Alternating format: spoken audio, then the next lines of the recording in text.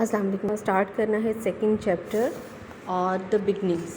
इसमें कुछ चीज़ों की जस्ट हम डेफिनेशंस को गो थ्रू करेंगे और जो इसमें genes linked and sex linked abnormalities हैं उनको हम डिटेल में डिस्कस करेंगे। ठीक है, सबसे पहले हम देखते हैं कि what is meant by natural selection. Natural selection is basically refers to the evolutionary process by which those individuals of a species are said to be the best who adopt the things in their lives and who survive and reproduce. ठीक है, basically Charles Darwin ने इसकी जो theory दी थी survival of the fittest की, वही evolutionary psychology, जहाँ पे अगर आप अपनी बुक्स में देखेंगे तो आगे आपको एवोल्यूशनरी साइकोलॉजी की भी टर्म नज़र आएगी, जिसका मतलब ही ये है बेसिकली कि द एम्फेसिस जो है बेसिकली इसमें वो रिप्रोडक्शन पे है और इम्पोर्टेंस पे है इस चीज़ की। किस चीज़ की इम्पोर्टेंस? कि अडेप्ट कैसे करना है आपने अपने माहौल को to survive and to reproduce. तो जो वो किसी भी स्पेशीज़ में से वो चंद इंडिविजुअल आप कह सकते हैं ह्यूमंस में से और अदर एनिमल्स की जो स्पेशीज़ हैं उनमें से जो अडेप्ट करते हैं अपने एनवायरनमेंट के साथ, ठीक है, और रिप्रोड्यूस करते हैं। They are said to be the best ones and the fit for survival. ठीक है, बिकॉज़ वही लोग जो हैं वही आराम से एक माहौल में एडजस्टमेंट करते हैं और अपनी लाइफ को एक रूटीन के साथ गुजारते हैं। If they are healthy and they are leading their life in the best possible way after adaptation, they are good enough settled in life and they reproduce. इसका मतलब है तब उनकी जनरेशन जो है या उनकी स्पीशीज़ जो है एक स्पेसिफिक, वो तब ही चलेगी। अदरवाइज़ क्या होगा कि जब एनवायरनमेंट के साथ वो अडेप्ट नहीं कर पाते या माहौल उनके मुताबिक नहीं है उनके सर्वाइवल के लिए, तो वो एक स्पीशीज़ पूरी की पूरी जो है वो ख़त्म हो जाती है। ठीक है, जैसे डायनासोर्स जो हैं इस दुनिया से ख़त्म हो गए, इस तरह से और बहुत सी चीज़ें या जो एंशियंट काइंड ऑफ एनिमल्स की कुछ स्पीशीज़ हैं वो ख़त्म हो गई, या कुछ अब जो रिसेंट उसमें हैं वो डेंजर जोन में है, उनकी जो तादाद है वो बहुत कम रह गई है। वो यही वजह है सिर्फ कि एडेप्टेशन जो है और जो माहौल है वो फिट नहीं है इतना, वो इतना उनके लिए उनके मुताबिक या उनकी नीड के मुताबिक उससे से उनको प्रोवाइड नहीं होता। इस वजह से उनका जो स्पीशीज़ है आहिस्ता आहिस्ता फिर ख़त्म होती जाती है। और एवोल्यूशनरी साइकोलॉजी जो है वो एम्फेसिस इस बात पे करती है कि stresses on the importance of adaptation, reproduction and survival of the fittest in shaping behavior। और survival of the fittest किस चीज़ को वो कह रहे हैं कि आपके अंदर ये एबिलिटी है कि आपने एक जनरेशन को बेयर करना है, कि आपके बेबीज़ हों, ठीक है, और इतने वो उस एज तक जाएं कि फिर आगे से उनके बच्चे हों। तो this is basically evolutionary psychology है कि तभी आप सर्वाइव करते हैं ना, आपकी जनरेशन और फिर अगली जनरेशन और फिर अगली जनरेशन आती है, तो आप एक जिस स्पीशीज़ को आप बिलोंग कर रहे हैं वो तभी वो जारी रहती है। अदरवाइज़ क्या होगा, वो ख़त्म होती जाएगी। ठीक, नेक्स्ट टर्म जो हम पढ़ेंगे इसमें वो आगे पेज नंबर 51 पे अगर आप देखें तो कोलैबोरेटिव जीन के नाम से उसके अंदर है क्रोमोसोम्स। हम सबको पता है क्या होते हैं, these are basically the thread like structures हैं। और इस पे क्या होता है, इस पे जो डीएनए का सब्सटेंस जो है, जो जेनेटिक इन्फॉर्मेशन सारी कैरी करता है, वो इसके साथ अटैच होता है। DNA stands for what? It stands for deoxy ribonucleic acid. ठीक है, और ह्यूमन बींग्स में 23 पेयर्स ऑफ क्रोमोसोम्स होते हैं, मतलब 46 क्रोमोसोम्स होते हैं। द वन ईच पेयर में जो 2 क्रोमोसोम्स होते हैं, ईच पेरेंट से 1 आता है। ठीक है, एक मदर से आता है और एक फादर से आता है। और जो उसमें जो हमारी जेंडर को रिलेट करता है उसमें फादर से जो आता है उससे हमारी जेंडर जो है वो डिटरमिन होती है कि either the coming baby would be a girl और a boy. Next jump up करते हैं हम जेनेटिक प्रिंसिपल के अंदर। जो बेसिक एक चीज़ उन्होंने डिस्कस की है वो है जी dominant and recessive genes principle. इसमें बेसिकली हमारे जो जीन्स होते हैं ना वो डिफरेंट तरह की इन्फॉर्मेशन कैरी कर रहे होते हैं, या जेनेटिक मटेरियल जो है उनके अंदर डिफरेंट तरीके का पाया जाता है, डिफरेंट काइंड्स का बेसिकली। मतलब आप for example we can say कि हमारे अंदर हमारी आइज़ का जो कलर है that could be brown, that could be blue, that could be grey, ठीक है, और ब्लैक। तो ये 2-3 तरह का हमारे अंदर 2 काइंड्स का जो है वो हमारे अंदर जीन एग्जिस्ट करता है। लेकिन सामने कौन सा आएगा जो इसमें से ज़्यादा स्ट्रॉन्ग होगा, जो दूसरे को डोमिनेट कर जाएगा, ठीक है, वो उसकी एग्जिबिशन जो है, उसकी मैनिफेस्टेशन जो है ऑब्जर्वेबल हो जाएगी हमारे अंदर। जो कि दूसरा है जो सामने नहीं आया उसको फिर हम रिसेसिव जीन का नाम देते हैं, बिकॉज वो that was not that much strong कि वो उसको दूसरे को डोमिनेट कर सके या उसको पीछे छोड़ दे। नेक्स्ट वन है जी chromosomal and gene linked abnormalities. इसमें जो क्रोमोसोमल एबनॉर्मेलिटीज़ हैं, इसमें अगर हम फर्स्ट वन देखते हैं तो क्रोमोसोमल में हम इस चीज़ को डिस्कस करते हैं कि sometimes it happens a gamete is formed in which the male sperm और the females ovum do not have their normal set of 23rd chromosomes.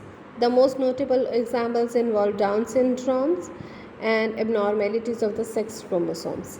ठीक है, जो 23rd पेयर है उस पर कहते हैं कि वो कोई मतलब जो 23rd पेयर पे तो जो सेक्स लिंक्ड है उस पर आ जाता है, और डाउन सिंड्रोम जो है बेसिकली इन जो 23 पेयर्स हैं उनमें से 20 जो फर्स्ट वन है उस पर एक एक्स्ट्रा क्रोमोसोम आ जाता है। मतलब 46 नॉर्मली होते हैं तो इसमें फिर क्या होता है 47 हो जाते हैं।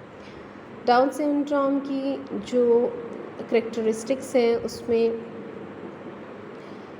सबसे पहले एक तो यही है कि 21st जो क्रोमोसोम होता है वो एक एक्स्ट्रा उसकी कॉपी बन जाती है। फिर basically it's a form of intellectual disability, ठीक है, आप इंटेलिजेंस सबसे ज़्यादा इसमें इफ़ेक्ट हो रही होती है। It is not known why the extra chromosome is present but the health of the male sperm और the female ovum may be involved. And individual with Down syndrome has a round face होता है, उनका flattened skull होती है, extra fold of skin over their eyelids, a protruding tongue, short limbs होते हैं, and motor and mental abilities में retardation exist कर रही होती है, ठीक है। और जितना आगे इन्होंने अप्रॉक्सीमेशन इसका रेट बताया है ये पाकिस्तान का नहीं है, अब्रॉड का है, but we go through this. Down syndrome appears approximately once in every 700 live births. Women between the ages of 16 and 34 are less likely to give birth to a child with Down syndrome than a younger or older women. African American children are rarely born with Down syndrome. उसके बाद आ जाता है जी sex link chromosomal abnormalities. Recall that a newborn normally has either an X और Y chromosome और 2X chromosomes, ठीक है। तो जो जेंडर डिटर्मिन हो रही होती है वो हमारी एक या तो एक XX क्रोमोसोम होगा, ठीक है, या XY होगा। XY होगा तो बॉय होगा, X होगा या XX होगा तो फीमेल होगी। अब बेसिकली जो हम डिसेबिलिटीज़ पढ़ने लगे हैं वो इस चीज़ को रिलेट करिए जो हमारी जेंडर के साथ या हमारी सेक्स के साथ आ जाता है। इसमें सबसे पहले हम देखते हैं वो है जी क्लाइनफेल्टर सिंड्रोम। इसमें होता क्या है कि XY की जगह XXY क्रोमोसोम सोचे थे, एक्स्ट्रा कॉपी हो जाती है X क्रोमोसोम की। मेल्स विद दिस होता क्योंकि ये मेल है बेसिकली, ठीक है, क्योंकि वाई उसके अंदर एग्जिस्ट कर रहा है।